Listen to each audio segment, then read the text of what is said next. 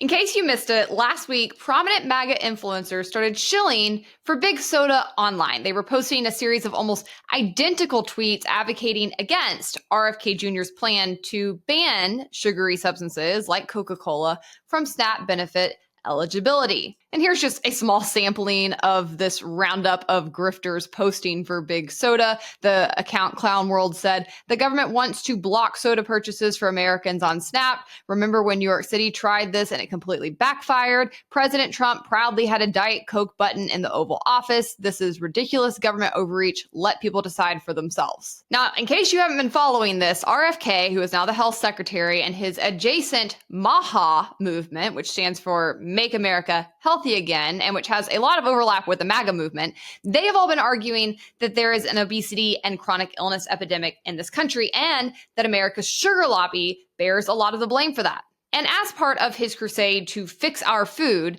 the health secretary has argued that subsidies to big sugar must stop. And he has said that the sugar industry gets our taxes to make products that are making us sick. And then they also get subsidized with our taxes again on the back end when we allow food stamps to purchase their products in our stores. Now, most people, particularly in the MAGA and MAGA movement, agree with this, me included. And I'm not in those movements, but it's just common sense. I personally think that all of our food subsidies should stop. I've made whole videos about the complete circle jerk that goes on between our agriculture industry and our government and just how corrupt our food has become and how it's made all of us sick. So I am right in line with this, but big sugar is probably the worst. We have given them billions of dollars over the past couple of decades. We have spread propaganda, and I do mean the government has spread propaganda, miseducating Americans, making them think that fat was bad and that sugar was okay. We do have a chronic disease issue. And when it comes to food stamps, it is not anti-libertarian to argue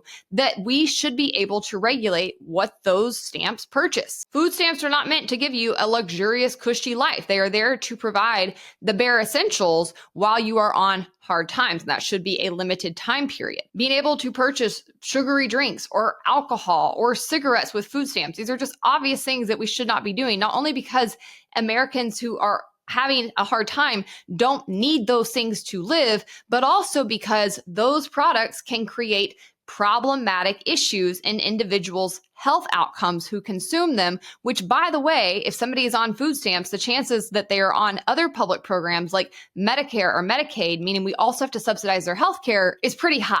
And anyways, most people are in agreement on this. This has been a popular policy proposal from RFK Jr., especially on the right. So the coordinated post from all of these large MAGA-type accounts, all of a sudden at the same time arguing against this action, seemed odd at best. And it turns out that it was more than odd. The accounts were actually working with an influencer agency that was going to pay them to spread these messages. And many of them, it seems, were more than happy to sell their audiences and whatever alleged principles they claim down the river for a quick check. And how do I know for a fact all that happened? Because I actually myself was contacted about participating in this very campaign. I'm not going to name names because I don't know that the people who contacted me understood just how corrupt everything was that was going on. But I had somebody reach out letting me know that this new campaign was happening, that they were looking for influencers who might be willing to push back on this agenda to ban SNAP benefits from being able to purchase soda. And I said, it's a circle jerk I want to crush. Actually, government funds big sugar with their taxes, then subsidizes it in our stores. They can get honestly.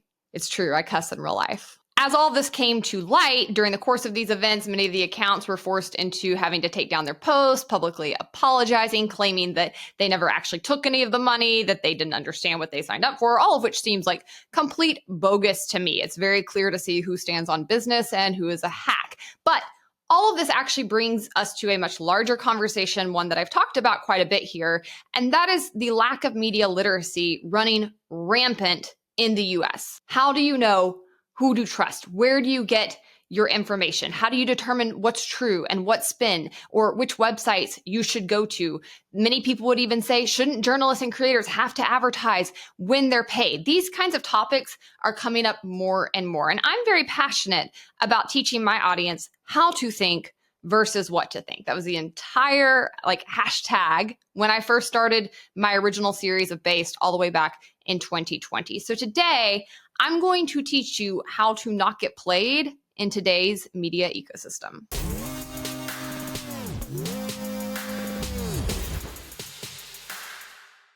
First, I'm Hannah Cox. Welcome to my channel where I bring you my politically homeless takes on politics and culture. Before we get started, take a second to like this video. Please head over and subscribe to my channel. And don't forget to hit that notification bell so you never miss any episodes. So last Friday, I actually published a video fact-checking the fact-checkers on the story about the US government funding transgender experiments on mice. And I talked in that episode a lot about media literacy and about how to recognize when you are being lied to. And I noticed that a lot of people in the comments were really gravitating towards this notion. This guy, David Lyles, he said, I need more media literacy. Would you make a video on what websites to use to find public information, perform research, and just any website you find particularly credible and why? I also need a new search engine. Google searches don't ever give me what I'm looking for. Most of my news comes from X or my friends, so it's hard to fact check when I don't even know where people are getting their information to begin with. Maybe I'm stupid because it is supposed to be super easy, but I would appreciate the help. Now, quite obviously, David's not stupid because a stupid person would not think to maybe fact check themselves or suspect that they are wrong or even be seeking to find more trustworthy, credible sources. But as I said to him, there isn't a list. That's kind of the unfortunate news. It's more of a skill that you have to develop, but I am happy to make a video discussing best practices. And as other people said in the comments that they wanted to see this, they were also struggling with this, I decided that time should be today. It would be really nice if there were a single person or a website or even a political party that you could rely upon to get information. But the fact of the matter is, there is no arbiter of truth. Everyone has bias. Information is often fluid and fungible, and there are frankly a lot of bad actors. I think that we are in a great place in history. I love living in the age of information. I think it's a very exciting time, but it also can be a very overwhelming time. And all of the centuries before our generations right now that are currently experiencing this, before they had gatekeepers. There were only a limited number of sources where you could go to get news and political information. Those had a select number of people who were working at them. They tended to be people that had a lot of public trust. They had standards that they had to adhere to. And look, I think there were many, many problems with the old way of doing things. I think many of those people were also not credible. I think that all of the talk journalists have about their sources and fact checking and not inserting themselves is well-intentioned, but often not followed through on. And ultimately, having gatekeepers when it comes to information means that there's not a lot of public discourse. There's not debate. There's not alternative facts. There's not actually the ability for people to determine what's true from multiple kinds of sources. You get one narrative and you believe it or you don't. So I don't mind seeing the gatekeepers go away, but with that, inevitably comes a lot more grifters. Now, as you know, if you follow me, I was homeschooled for a good majority of my childhood. And one of the best things that ever happened to me in my life during the course of that is that I was actually given a class on logic, like a full semester long class. I had curriculum, I had workbooks. It, I think, did wonders for me and my ability to process information, to determine what's true or what's not, to form logical debates. I had this funny experience. This never aired, unfortunately, but I was doing a Fox News hit, I think sometime last year, with Kennedy. It was their like Saturday Night Live show. And on it, they had the contestants play a game where Kennedy would read us a news headline and we each had to guess if it was a true news story or if it was fake news. And I kid you not, I got every single one of the answers right. And all of the headlines were like pretty absurd and crazy. So it was kind of difficult to determine, did that actually happen? Or is this just something the Fox News producers made up? I did so well at that game. Everybody else thought it was rigged. They were blaming the producers for giving me the answers. And then afterwards, the producers came up and they were like, did somebody give you the answers? Like, how did you do that? I did that because I was so educated and taught not to become programmed as a child that I now think this is like a special skill set that I have. Not only were my parents ensuring that I had curriculum that was teaching me things like logic, which is the study of reasoning and argumentation, they also were just really cued in on what information I was consuming and my ability to ascertain when I was being marketed to. My mom was especially great at this because that's who was home with me. But I remember even as a kid, if I saw a commercial, and we were poor, so like this is kind of funny, but if I saw a Pantene commercial, that was expensive shampoo in my house. We could not afford Pantene. But you know, they would do the like comparison where they show the girl with the beautiful hair who was using Pantene, and then next to it, they would have the girl that was using Suave, which is what we were probably using, whose hair looked awful and dried dried out and gross. And I was like, I want Pantene. And it really bothered me that we didn't have Pantene in our shower. Pantene gets right to the root where healthier looking hair begins. Kirsty's hair wasn't always so glamorous until she found Pantene. Pro-vitamins penetrate into the root, while our conditioning formula improves hair all the way to the tips. Hair this good deserves a close-up. And my mom had to point out to me, like, hey, actually, you've got really great natural hair. And the women in those TV commercials, they're girls like you who just happen to have really good natural hair. And they're just telling you that they use Pantene, but they're probably using something far more expensive because they're models and they make a lot of money. And like, you have to learn to see through this. And that's just one example of many I could give. I also remember my mom making me like go through the newspaper and circle facts and opinions and questions. Like, these are just good exercises. So I have to implore all of you. I cannot sit here and teach a class on logic in a 20-minute, let's hope it's 20-minute video on YouTube. It would be a snooze fest if I did, but you can go purchase one. You were in the age of information. You can march right on over to Amazon right now and look up the top bestsellers for adults when it comes to logic and start reading. And it'll have you do exercises like learning to differentiate between statements and opinions or questions, learning to identify common logical fallacies. These are tools that you need to be media literate, that you should definitely be taking time to brush up on. If you didn't grow up in a weird homeschooled classically liberal home getting logic classes, it's okay. It's not too late. You just have to do the work now. But I will warn you, if you become educated on logic, if you take the time to become a logical person, you will have a very frustrating life because you will start to see just how rampant the illogical behavior is from others all around you. And I'll give you a few examples. Earlier this week, I saw this account, Giga-Based Dad, post this tweet. I'll be candid, I don't usually like this account and don't typically find it to be very intelligent, but he said, the more sexual partners a woman has had, the more likely her marriage is to fail. Women with 0 sexual partners until marriage have an extraordinary success rate in marriage compared to the rest. People don't want to have this conversation, but the data doesn't lie. And he put up a little chart. Then at the top, it says women who have more non-marital sexual partners are less likely to have stable marriages. Now, as many people pointed out, his chart doesn't even actually back up what he is trying to say. But let's for a moment assume that what he is saying is a fact versus an opinion, and that the data he was posting actually did match with what he is alleging. There's an obvious factor here he's not mentioning, right? This, if you read this, what should jump out to you if you've had logic courses is that there are more ways of interpreting this data than his take on it. Because who has more sexual partners versus who is more married to have fewer sexual partners? People who marry young are more likely to be virgins and to have had fewer sexual partners. Who gets married young? Mostly in today's society, it tends to just be people who are pretty religious. You have a lot of religions that don't believe in sex before marriage. Many religions push people getting married young because they want women to get locked down before their brains fully form and start popping out kids. But that's a conversation for another day. Either way, the people who are more likely to be in this data set are people who are super religious. Now, what do super religious people have in common? They tend to not believe in divorce. It's frowned upon in religious circles. So people who get married young and who have fewer sexual partners and who are more likely to be religious and who are therefore less likely to believe in divorce or to find it something that is socially acceptable are more likely to stay married. This is the kind of thing that should jump out to you when you're presented with somebody who's trying to act like they have a fact they are presenting, but in reality, he's just giving you his opinion on the data. And there are many ways to interpret data. Here's another example. This week, I was pushing back on Richard Hanania, I think that's how you say his name, on Twitter, who was popping off about why the death penalty was good and great. And he had very emotional reasons. And so I countered him and pointed this out, that the only reason to support the death penalty is because you've never researched how it actually operates and you are a silly and emotional person. And then I provided a series of facts about the death penalty and how it operates that should conclude most rational people to be against the death penalty. I said one person has been exonerated for every 8 executions. It costs over $1 million more to have a death penalty case than a life in prison without parole case. Resources that are wasted on death penalty cases lead to fewer crimes being solved and fewer victims getting any justice.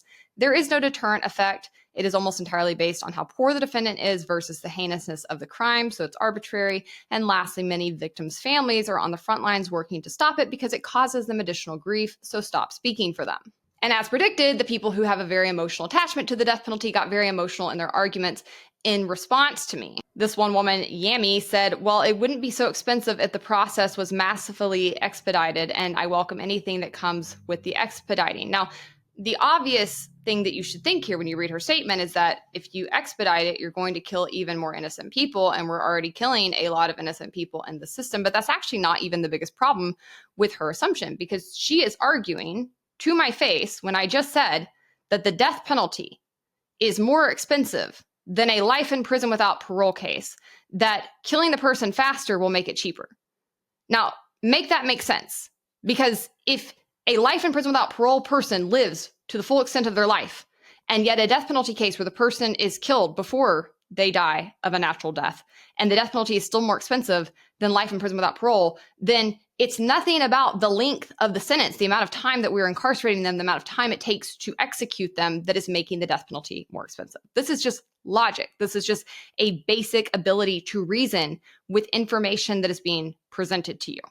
Now, the actual reason the death penalty is vastly more expensive than an LWOP case is because the trial itself is significantly more expensive, which you would know if you even took 5 minutes to try to go research why is the death penalty so much more expensive than life in prison without parole. But instead, the vast majority of people, when they actually are presented with a fact, have an emotional reaction that is not based in logic. I just want to give you these examples of how people are functioning, though, in their day-to-day lives. And I don't know these people. I don't know what their education level is. I don't know if they just happen to be in a hurry, but I see this kind of stuff everywhere. And it is such a problem because people are not stopping to fully think through the information that they are presented. And so what is presenting as a serious problem with media literacy in many ways is a serious problem with intellectual curiosity. But aside from your logic curriculum homework I'm giving you, I have a few guidelines that will give you best practices at the very least for wading through the sea of information at your disposal.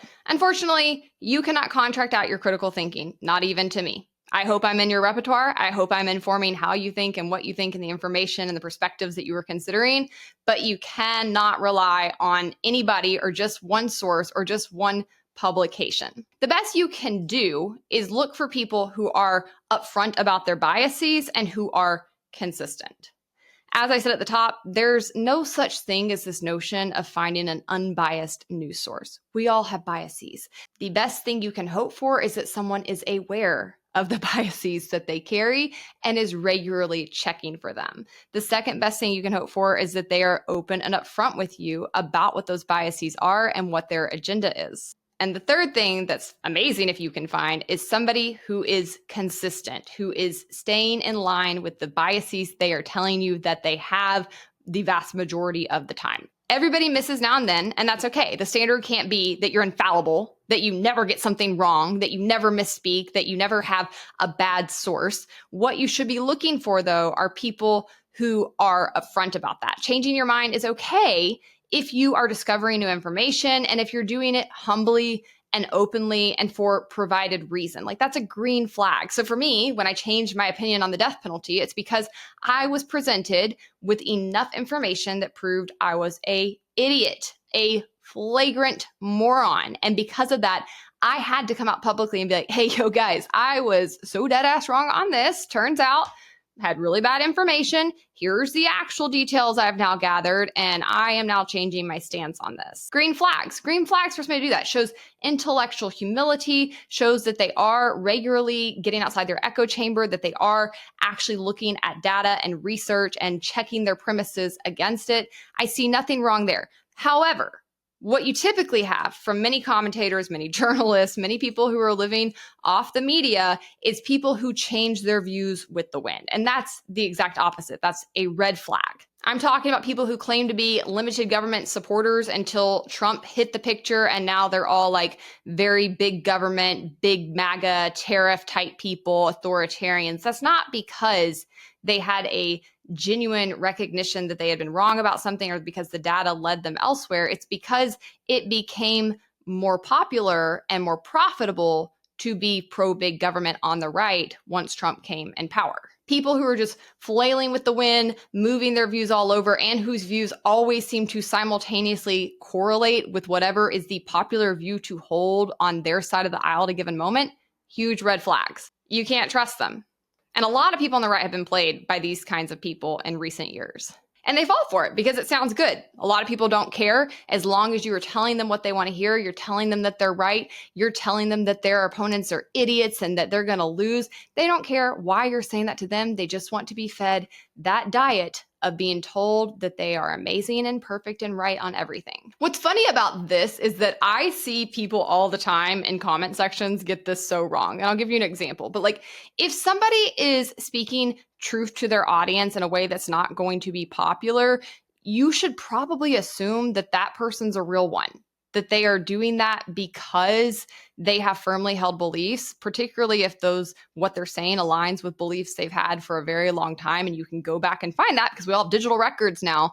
That's not something that should make you think like this person's a paid shill. But yet that's when I see people try to call this kind of behavior out. It's never calling people out who are telling them things that they want to hear, that are easy, that are popular to say. Like in my own audience, as I saw the growth in misogyny and misogynistic content coming out of right-wing spaces over the past 2 years and started pushing back and standing up for women and standing up for women's rights and standing up for individualism, which are all principles I have always held to be true, I had a number of people who would get mad about that, which is, that should really tell you something about yourself right away. But number of people, men, who would get mad about that in my comments and claim that I was getting paid to say this, that some secret, powerful, big feminist like ecosystem must be paying me to criticize men or criticize misogyny, which is stupid. I am a libertarian. My audience is like 80% men. Actually, I think it's evened out a little bit in recent years because I'm standing up for women, but like literally at the point in time when I started talking about these issues more,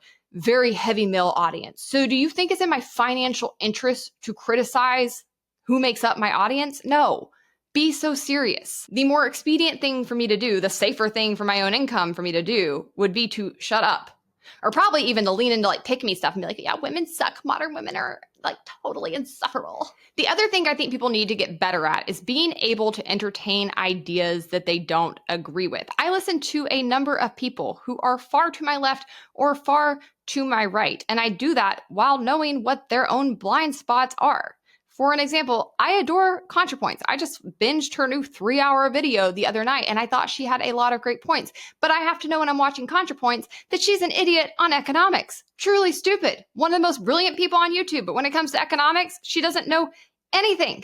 And that's okay, because I'm able to listen to her and understand where I think she's right, where I think she's wrong. I don't need her to be completely agreeing with me on everything I think in order to get value out of her content and learn something. And I think this is where too many people go astray. You need to actively be avoiding allegiances to individuals, to outlets, especially to political parties. You need to be truly independent. You need to be able to take good things and good ideas and good information from people on some subject matters while recognizing that you're going to have to ignore them on many others. So those are my general guidelines. Pay attention to the individuals who are willing to take personal shots to their brands or even to their incomes in order to maintain consistent. Pay attention to who is getting it wrong more often than not and who's not coming to tell you when they are wrong, because people who are actually trustworthy are going to be the first to tell you, hey, I got this wrong, I messed up, I need to issue a correction, here's the new information I have. They're going to be upfront with you. You're going to hear it from them. Pay attention to who is gullible. Like one of these accounts that was doing this big sugar weird stuff I saw get called out, Clown World, tried to come in the comments and say, I made a post and deleted it within the first hour. I withdrew from the campaign entirely and removed my post. I haven't received a single penny from Big Soda or anyone else for this. Like just groveling. But the obvious question is here, why did you sign on to a campaign pushing a policy if you weren't in total agreement with it? Like that's what makes this person a grifter. You're more than gullible. You actively signed on to something that when it got exposed, you were being paid to do it, you truly didn't believe in, and then you folded and tried to backtrack because you didn't want the criticism. But that doesn't wash for me. Like that is no longer a credible source. Although, I mean, I don't know why that was ever a credible source for anybody, but has millions of followers on Twitter. You also need to be very aware of people who play on emotions. Now, Ian Miles Shong, or whatever his name is on Twitter, has been a very obvious grifter for some time. He's a complete hack. I can't understand how he has so many followers, but he's a great example. You can see here in his promo around Big Sugar, he puts up a picture of Donald Trump, and he's trying to make an emotional connection for people who like Trump with Coca-Cola. He is appealing to your emotions. You often see politicians do this with children, right? When they want to pass a bill, we got to protect the children. We have to keep the children safe. I don't trust people who do that. if you have to come in and try to emotionally manipulate me, where there's smoke, there's fire. I'm going to assume you don't have an actual argument and you're trying to make me emotional so that I overlook it. And smart marketers know this, right? Like, here's the actual objective that these big soda influencers got from their agency that was giving them an idea of how they should message about this. And you can see they literally say, post-Trump with Diet Coke images. And even if somebody you like, somebody you tend to trust, somebody you're getting your information from, checks all of these boxes, you still need to do your research on top of what they tell you. I can't tell you how often when I post about something, people will immediately like, well, where's your source? What's your sources? As if they don't have fingertips where they can go look up sources. I mean, first and foremost, I can find sources that back up many things that people believe or that I believe that may not be true. So just getting a source from somebody is not like checking the box. That's not research. Research is going and looking for multiple sources and crossing and comparing and weighing what each piece of source material you find says, and then trying to get to the bottom of it of what is most likely true. If you're going to do that successfully, you're going to have to get outside your ecosystem. You have to actively look for things that might challenge your premises or that might push back. All right, guys, I'll take a quick break here. Make sure you like this video, subscribe to the channel if you've not already, weigh in and let me know your thoughts. I'm also curious to hear, like, what are your favorite sources? Do you have journalists or content creators you tend to trust more than others? Are you checking them for these kinds of premises and this kind of consistency? Or do you have some work to do? Let me know. I look forward to reading. And again, don't forget to subscribe while you're there. One of the common arguments I hear from people when these discussions come up is that content creators or journalists or anybody else basically weighing in online should have to disclose when they're getting paid to say something. So naturally, this came up again with the big soda controversy. Patrick Henry said, Senator Mike Lee, shouldn't there be a requirement to disclose when you're paid to post? Elon Musk, couldn't you make it part of X's terms and conditions? 100% transparent. The answer to this is no. And not just no, but that's really stupid. It is okay to make money in politics. And you need to assume that most people are. Something is paying their bills, okay? They're not living on magic money. So if you're going to have these kinds of rules, you would essentially have to have anybody on Twitter disclosing that, like, hey, I have a contract with this company that thinks this. I work for this institution that thinks this. My boss actually pays me and he thinks this. I mean, how far down does it go? It gets utterly ridiculous. And really, it's just another way for people to try to get out of thinking. They want to be able to write people off, write off their opinions if they're paid, the same way they want to be able to write off information if it's coming from a certain outlet. I get this kind of stuff all the time. But like this guy the other week on a Washington Examiner article proving that the government did fund transgender experiments on mice said, oh yes, the well-known excellent journalism and integrity of the Examiner. I mean, are you serious? Because your left-wing mainstream media publications are literally doing a press tour this week announcing to you that they got it wrong and pretty much lied to you throughout COVID about everything they were telling you was true and that you need to do. But now you trust those people and you don't trust the Washington Examiner because it's slightly right-leaning. Like, make it make sense. Now, this is why I think it's so important to take a logic class and be able to recognize advertising or tell the difference in facts or opinions, because most things involve some aspect of that. Like the New York Times, for one example, is funded by people in the marketplace, but they have no less an agenda, no less bias than somebody who is being paid as an influencer. And if you consume much New York Times information or news, what you'll find is interesting. I listen to their podcast most mornings, and as I've often said, the New York Times has really good data. They're doing amazing research. They're bringing concrete facts to the table. But where they completely lose the plot is when they have their journalists start analyzing that data and giving you their opinions on it. And the problem is that so many people, if they were to listen to the New York Times, would not be able to tell you where the data stops and the opinion begins. But that is a component of virtually any news source you go to. And when you get into their opinions, that's where you often have the issue go off the rails, because these people have biases, because they're not doing what I'm telling you to do, which is to steelman their arguments, to look into alternative ways of thinking. They're not, I think, taught even how to interpret data, as I showed you with that earlier graph around sex before marriage and marriage rates. They aren't taught to think what is a correlating factor and what is causation. And so you cannot rely on these kinds of people to be your sole source of truth. You have to be able to critically think for yourself. All right, guys, that's it for today. I hope you enjoyed that primer and it makes you a little more able to swim through the sea of information and to have a better grasp on what's being said around you. Don't forget to like this video, subscribe to my channel, and if you want even more content, you can head over to Twitter, TikTok, or Instagram.